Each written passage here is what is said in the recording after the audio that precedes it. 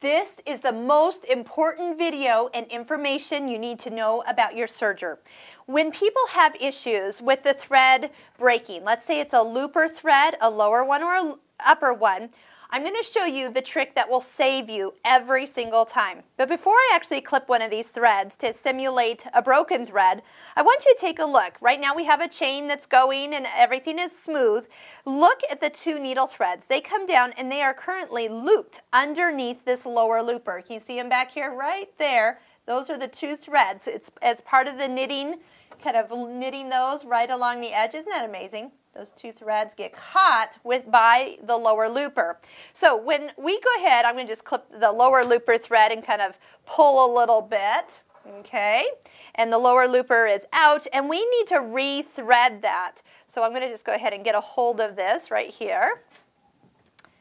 If I just go ahead and re-thread the lower looper, but I leave these two needle threads underneath and tucked under the lower looper, this serger will not be rethreaded and it will break again and again and again.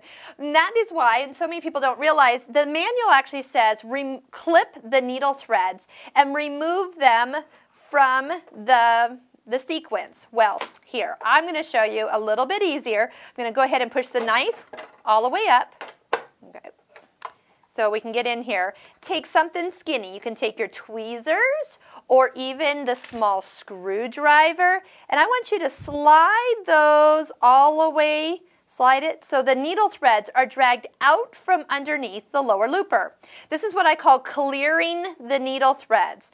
Remember when we threaded the serger, the last thing we threaded was the needles. We threaded the loopers first, needles last. So you need to pretend that that was the sequence that you did when you are rethreading this. So what I'm going to do is I'm going to just go ahead, going to pass this over and catch the little elbow back here. Oh, see, now what am I doing? I cleared the threads before I rethreaded, because now what I'm doing is I'm taking another stitch and I'm hooking those down below. So once again, clear those out. There we go. Now come back and rethread the lower looper. This is the red one. We have pink thread in it.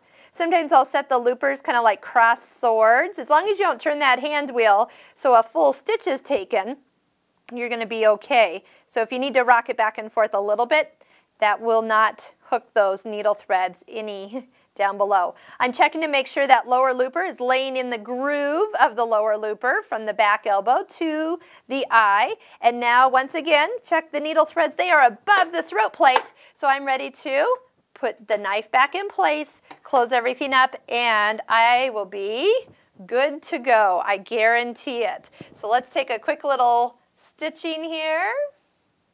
Move so you can see, because this is really what it's all about. The threads are all 4 individual threads. I'll just put the fabric up and kind of hold them out the back, and everything goes together smooth as silk. So you're not stuck in that continuous rethreading that I hear so many people having issues with. And that is all perfect.